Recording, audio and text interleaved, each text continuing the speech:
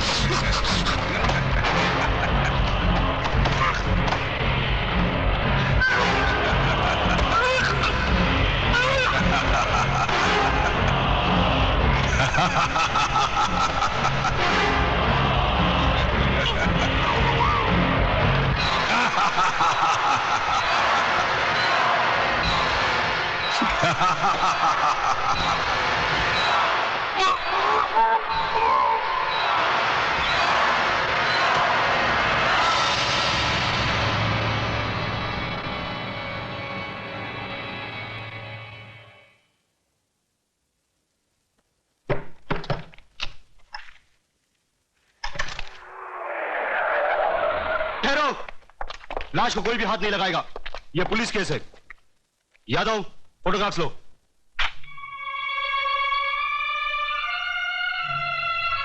लगता है इन्होंने आत्महत्या की है। दिखाई नहीं देता? इन्हें मारकर लटका दिया गया है। इसका फैसला ना आप कर सकती है ना हम। हवलदार, डेड बॉडी को नीचे उतारो।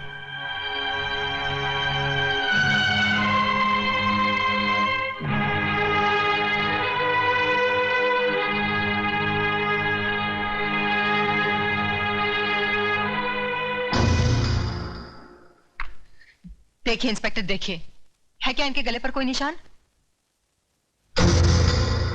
अरे आदमी जब आत्महत्या करता है तो उसके गले पर निशान होते हैं, उसकी जबान बाहर निकल आती है। साफ साफ नजर आ रहा है कि इन्हें मारकर लटका दिया गया है। मेघा जी प्लीज, आप हमें हमारी कार्रवाई पूरी करने दीजिए। हाँ करो, कार्रवाई करो। अरे इस्माइल भाई साहब को साहब के लिए चाय बोलो, कुर्सी लाओ, लिखो जो जी में आए वो लिखो, और बाद में डाल देना पुलिस थाने के किसी गोडाउन में सड़ने के लिए जहां लाखों के सड़ रहे। लिखो लिखो। इस तरह गर्म होने से कोई फायदा नहीं। जो हो चुका सो हो चुका। लक्ष्मीदास जी की मौत का मुझे भी अफसोस है। अरे बाबा ज्यादा अफसोस मत करो, मेरा धनिया उठ जाएगा कहीं।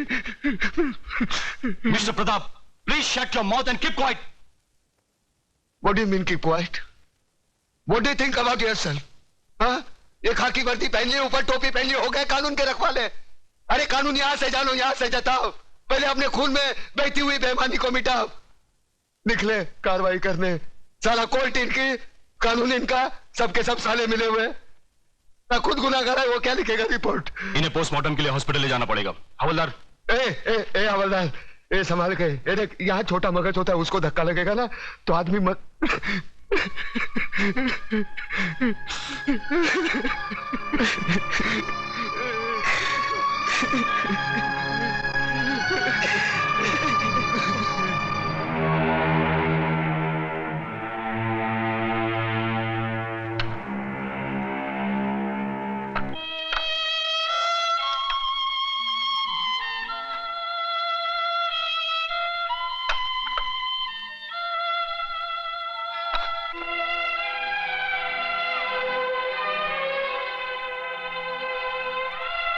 मुखाग्नि के लिए आइए।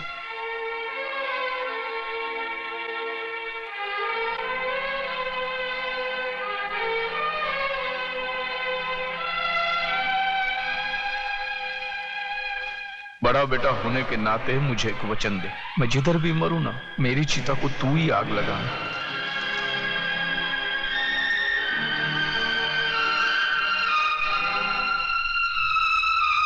प्रताप,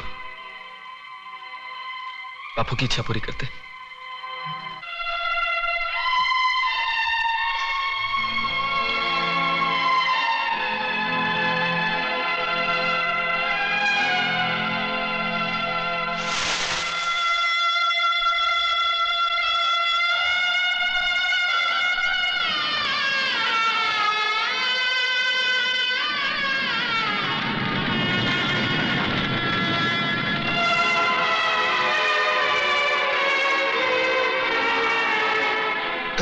मैं हूं ना, मैं हूं ना।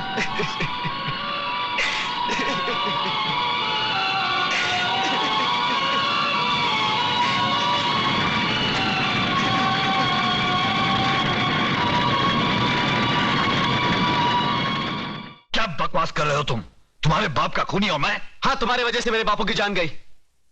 बापू ने मुझे जो कुछ भी बताया था वो कानून के सामने तुम्हें गुनहगार साबित करने के लिए भले काफी ना हो, लेकिन मेरी आंखें खोलने के लिए काफी है। आज से वो सारे रिश्ते खत्म हो गए जो पैसे की लालच में तुमने हमसे जोड़े थे। ठहरो तुम।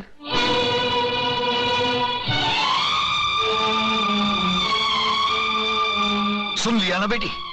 देख ली ना झोपड़पट्टी में रहने वालों की असलियत? देख ली डैडी, झोपड़पट्टी और महलों में रहने वालों की असलियत भी। क्या क्या मतलब? मतलब बिल्कुल साफ है। जिस तरह अतुल की आंखें उसके पिताजी की बातों ने खोल दी, उसी तरह मेरी भी आंखें आपके और चतुर सिंह के बीच हुए जमीन के एग्रीमेंट ने खोल दी। ऐसे अरबपति और बेईमान बाप से तो ऐसा गरीब पति का झोपड़ा बेहतर है। कम से कम उसकी दीवारें खून से तो रंगी हुई नहीं है। चलो अतुल,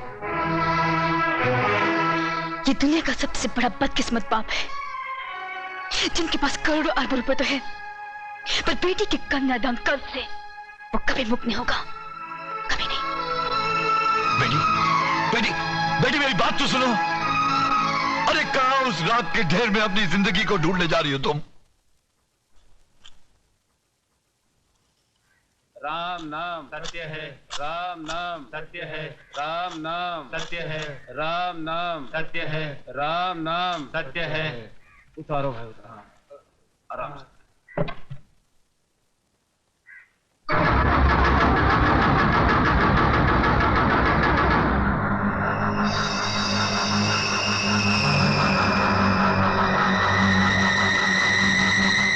प्रताप, क्या है?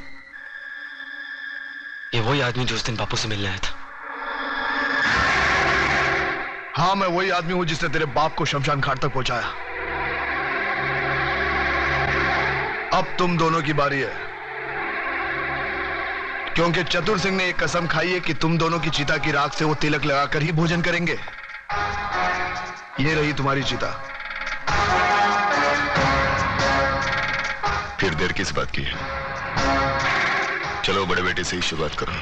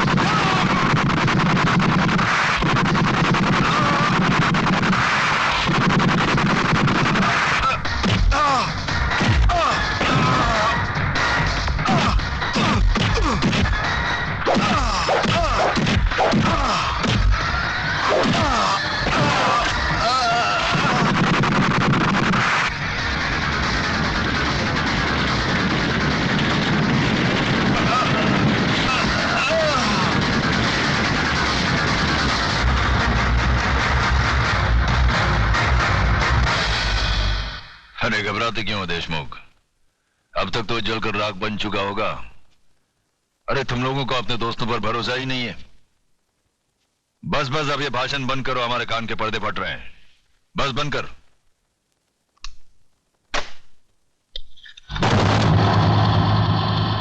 रामदीन, कौन बोल रहा है? चिल्ला मत और मेरी बात अच्छी तरह से अपने भेजे में उतार ले।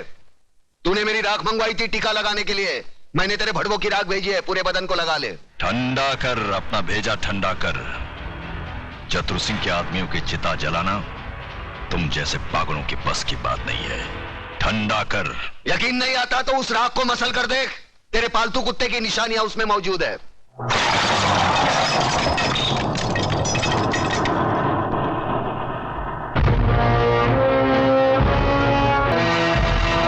अबे हराम के, तूने जलती हुई आग में हाथ डाला है। हम तुम्हें ऐसे जलाएंगे कि तेरे चाहने वालों को गंगा में बहाने के लिए तेरी राख भी नसीब नहीं होगी। अरे मुझे जलाने की बात छोड़, मैं तो तुझे ऐसी मौत मारूंगा ना तो तुझे जमीन नसीब होगी ना आसमां। अतुल भाई, अतुल भाई, अतुल भाई गजब हो गया। अतुल भाई गजब हो गया। अतुल भाई बाहर आकर देखो तो सही। क्या हुआ कल्याण जी भाई? अरे क्या हुआ? क्या नोटिस लग गई, 24 घंटे में बस्ती खाली करनी पड़ेगी। बस्ती किसी की बाप की जागीर है कि खाली करनी पड़ेगी? खाली तो करनी पड़ेगी भाईजान, क्योंकि अब इस बस्ती का मालिक चतुर सिंह है। लक्ष्मीदास जी ने बस्ती बेच दी और नोटिस पढ़कर हम लोग आए हैं। अरे बाहर में क्या वो नोटिस और बाहर में क्या चतुर सिंह?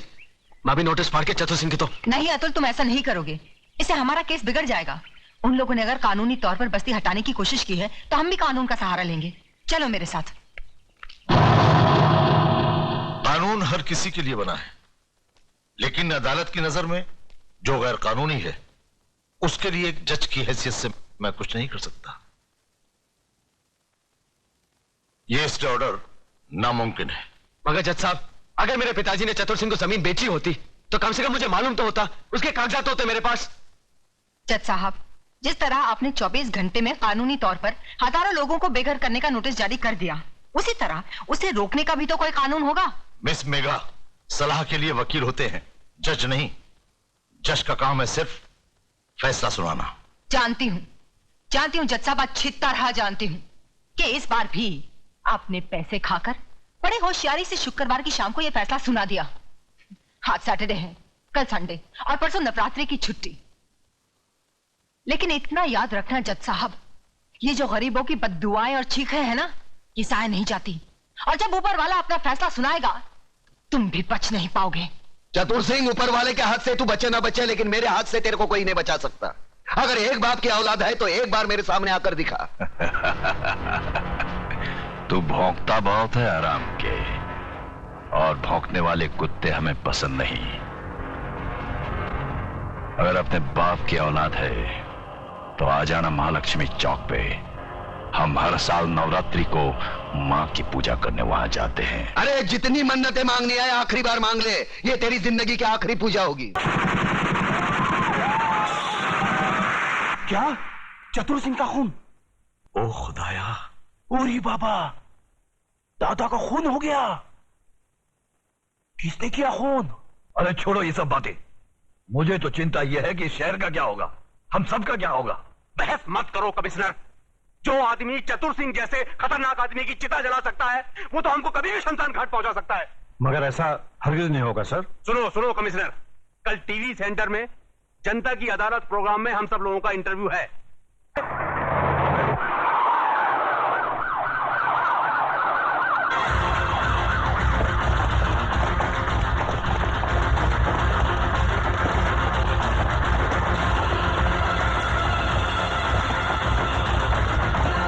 कादर, तो इधर है ना? Yes sir. पांडु, जरा पीछे रहे।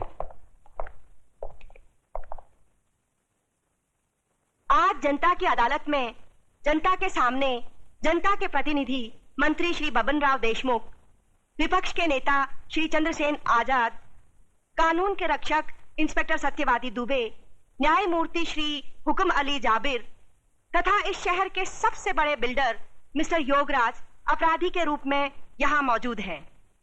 इन सब पर यह आरोप लगाया गया है कि शहर में जो हाल ही में दंगे फसाद हुए हैं, जो हत्याएं हुई थी, वह सब इनकी मिलीभगत थी। क्या ये सच है देशमुख जी? लोग आजकल राजनीति को, कानून को और पुलिस को गांधी जी के 3 बंदर कहते हैं। वो बंदर जिनके सामने सब कुछ होते हुए भी न कुछ सुनते हैं, न देखते हैं और न कुछ कहते हैं। देखिए साहब, हमारे यहां लोकशाही है और लोकशाही में हर किसी को कुछ भी पूछने का और कहने का पूरा अधिकार होता है। मैं आपकी इस बात से बिल्कुल सहमत नहीं हूं। अगर ऐसा होता तो दूसरे राज्यों की तुलना में हमारे राज्य में चारों ओर इतनी शांति कभी नहीं होती। अगर चारों ओर शांति होती तो पिछले दिनों हमारे शहर में जो दंगे हुए वो क्यों होते? साहब, ये सब विदेशी ताकतों का हाथ है, क्या करें। देखिए मंत्री जी, जब भी देश में कोई विपत्ति आती है तो हर मंत्री का आप ही जैसा जवाब होता है कि इसमें विदेशी ताकत का हाथ है। अब पिछले दिनों जो भूकंप हुआ था, क्या इसमें भी विदेशी ताकत का हाथ था? Order order, please maintain the silence. पर लोग तो कहते हैं कि इस विपत्ति में आपके साथ विपक्ष के नेता चंद्रसेन जी का भी हाथ था और पांव भी था। जी, ये सब बकवास है, इसको हम नहीं मानता है। अरे हमारा पक्ष का सिद्धांत अलग है, इसका पक्ष का सिद्धांत अलग है। हम लोग अलग अलग दल में रह के एक काम कैसा कर सकता है? ये सब गुंडा लोग का काम है, बात करता है। चंद्रसेन जी बिल्कुल ठीक कह रहे हैं। ये तो पुलिस को बिना मतलब बदनाम किया जा रहा है। नहीं, ये तो आप कहते हैं, पर लोग तो कहते हैं कि जब दंगे भड़के तब दंगे वाली किसी भी जगह पर पुलिस सही वक्त पर नहीं पहुंची थी।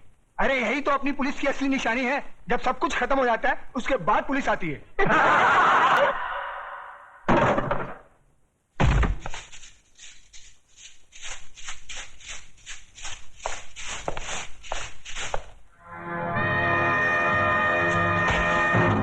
यही तो रोना है कि लोग हमें गलत समझते हैं। हमारी योजनाएं लोगों की समझ में नहीं आती। अब आप ही बताइए, झोपड़पट्टी की जगह साफ सुथरी कॉलोनी बने, टूटे फूटे गांव की जगह राहगीरों के लिए रिसोर्ट बने, इसमें देश की तरक्की नहीं है? बोलिए।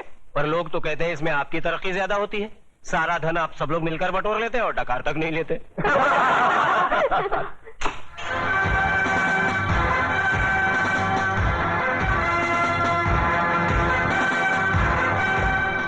नेताजी और पुलिस वाले ने तो अपनी सफाई पेश कर दी। अब जज साहब, आप और योगराज जी अपनी सफाई में कुछ पेश करना चाहेंगे? ऐसे मामलों में लोग अगर कानून के रखवालों पर शक करने लगे तो फिर सफाई में कुछ कहना क्या? देखिए, हम ठहरे व्यापारी लोग, हम अपने धंधे में गुंडों का साथ नहीं लेते। गुंडों का साथ आजकल कौन नहीं लेता योगराज जी? अब तो माफिया वाले भी राजनीति में उतर आए हैं और आजकल नेता लोग भी अपने क्रिमिनल रिकॉर्ड की बुनियाद पर ही चुने जाते हैं। क्यों देशमुख जी, आप तो नेता बनने से पहले दमन से चांदी की स्मगलिंग क्या करते थे? देखिए, ये मुझ पर झूठा बेकार का इल्जाम लगाया गया है। नहीं, आप स्मगलिंग करते थे या नहीं करते थे? बस। वैसे मैं भी इस बात को नहीं मानता, क्योंकि हर बड़े नेता को बदनाम करने के लिए लोग कुछ भी बोलते हैं। क्यों चंद्रसेन जी? एकदम सच बोलता है। आपके हर सवाल का मैं एक ही जवाब दूंगा कि अगर जनता की नजर में हम गुनहगार हैं तो फिर जनता खामोश क्यों है? बोलिए, क्यों हमें पिछले 15 साल से इस राज्य में चुनाव जिता रही है? जज साहब, हम पर लगाए गए सारे इल्जाम बेबुनियाद हैं। हमारी सफाई में मेरा यही जवाब है। अब फैसला आपके और जनता के हाथ में है। सुनाइए।